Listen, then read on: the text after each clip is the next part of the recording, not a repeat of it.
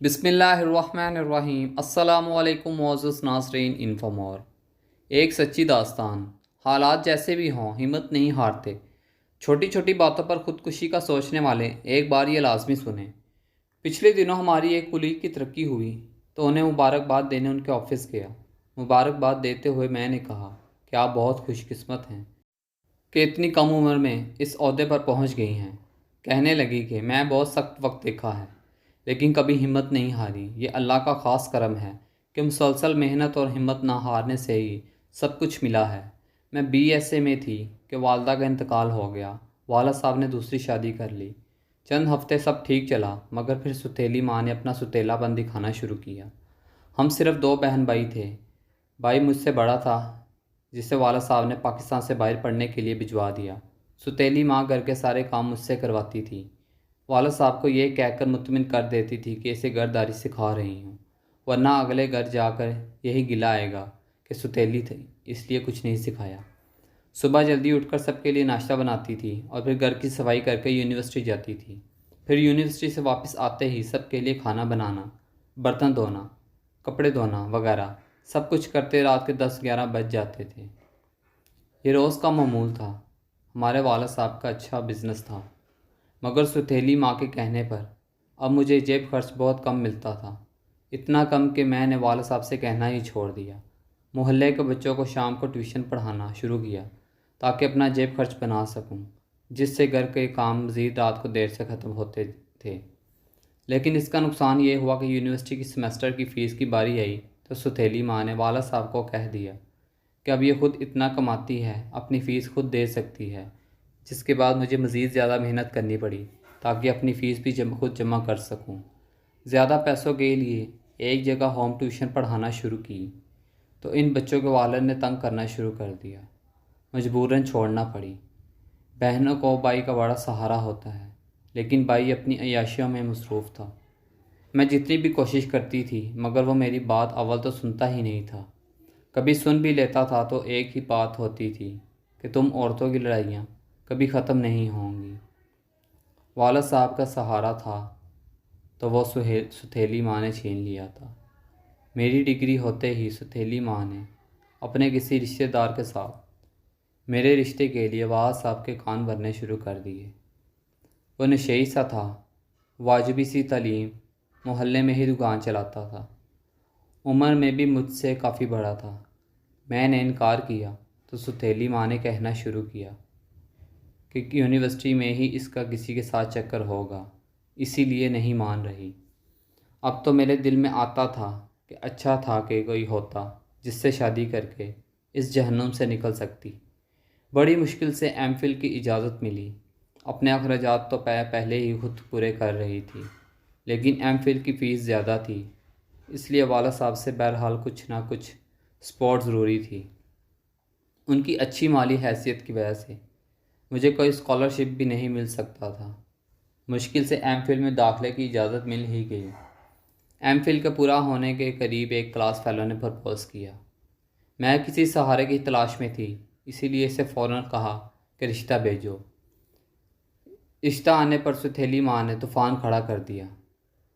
وہ الزام لگائے کہ خدا کی پناہ، لیکن میں ڈٹی رہی۔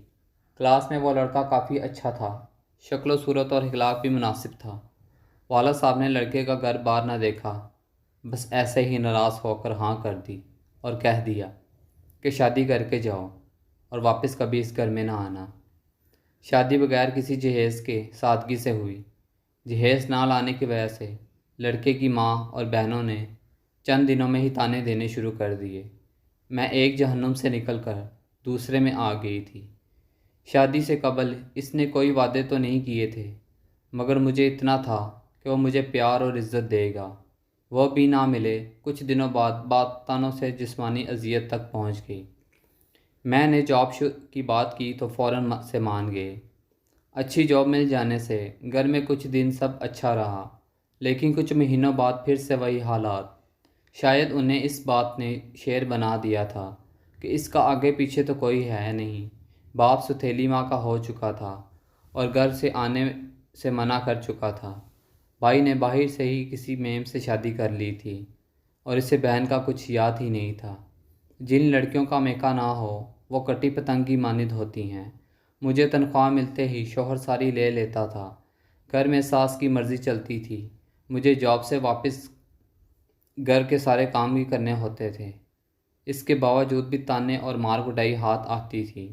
ہر ماہ اتنا کما کر دیتی تھی، پھر بھی جہیز نہ لانے والے تانے ختم نہیں ہوتے تھے۔ باپ اور بھائی سے تحفظ نہ ملنے کے بعد مجھے شوہر سے یہ توقع تھی، مگر اب وہ بھی ختم ہو چکی تھی۔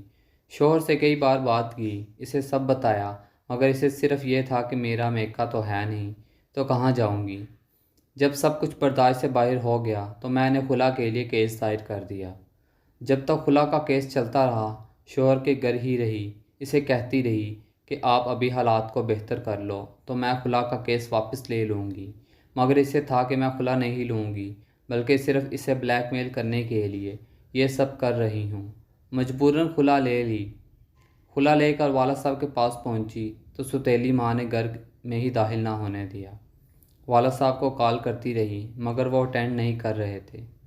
وہیں دروازے پر ان کا انتظار کیا، مگر جب وہ آئے تو میری بات سنے بغیر ہی اندر چلے گئے اور دروازہ بند کر لیا۔ بھائی سے بھی بات کی، انہیں سب بتایا، مگر ان کا کہنا تھا کہ اپنے مسئلے خود حل کرو۔ وہاں سے ایک گرل ہاسٹل میں آ گئی۔ جاب کی وجہ سے پیسے کا مسئلہ نہیں تھا، اس لیے 1-2 سال میں ہاسٹل میں ہی رہی۔ مرد ذات سے نفرت سی ہو گئی تھی۔ میرے ایک کولیگ کو کس طرح میرے حالات کا پتہ چلا، جس کی پہلی بیوی فوت ہو گئی تھی۔ اس کے 2 چھوٹے چھوٹے بچے تھے۔ اس نے ایک بزرگ کی مدد سے مجھ سے رشتے کی بات کی۔ اس کی کافی کوشش کے بعد میں نکاح پر راضی ہو گئی۔ اب مجھے قدرت نے وہی لا کھڑا کیا تھا جہاں کچھ عرصہ قبل میں اور میری ستھیلی ماں تھی۔ دونوں بچے سہمے ہوئے تھے، لڑکا بڑا تھا اور لڑکی چھوٹی۔ میں نے انہیں حقیقی ماں جیسا پیار دینے کا سوچا۔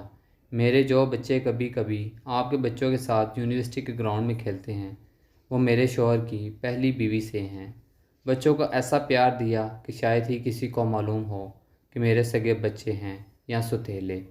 میرا شوہر نہیں چاہتا کہ ابھی میری اولاد ہو، شاید اس سے خوف ہے کہ میری اپنی اولاد ہوگی تو میں ان بچوں کو پہلے جیسا پیار نہیں دوں گی، اس لیے میں نے اس پر کبھی زور نہیں دیا۔ والد صاحب بوڑھے ہونے کے بعد کاروبار کے قابل نہیں رہے، بھائی ملک سے باہر ہیں۔ میرے اس شوہر کی اچھی تنخواہ ہے، اس لیے اس نے میری تنخواہ کے بارے میں کبھی پوچھا نہیں۔ اپنی تنخواہ میں سے ایک بڑا حصہ اپنے باپ اور ستیلی ماں کے اخراجات کے لیے بھجوا دیتی ہوں۔ باپ پیسے تو لے لیتا ہے، مگر ابھی بھی ناراض ہے، بات نہیں کرتا، مجھ سے نہ ملتا ہے، ورنہ اس کی مزید خدمت بھی کرتی۔ شوہر سے پیار ملا ہے، ان 2 بچوں کی صورت اللہ نے اولاد بھی دے دی ہے، اب یہ ترقی بھی مل گئی ہے، اللہ کا لاکھ لاکھ شکر ہے۔ حالات کبھی ایک جیسے نہیں رہتے۔ اتنے مشکل حالات کے باوجود میں نے کبھی بھی خودکشی کا نہیں سوچا۔ میں نے کبھی نہیں سوچا کہ میرے ساتھ جو بھی ظلم ہوئے ان کا بدلہ میں کسی سے بھی لوں۔ آج اللہ کا شکر ہے کہ میری زندگی میں سکون ہے۔ Thanks for watching. اگر آپ کو ہماری یہ ویڈیو پسند آئی تو پلیز چینل کو سبسکرائب کر دیں، بیل آئیکن کو پریس کر دیں تاکہ آنے والی مزید ویڈیوز آپ تک بر وقت پہنچ سکیں۔ ملتے ہیں نیکسٹ ویڈیو میں انشاءاللہ، تب تک کے لیے اللہ حافظ۔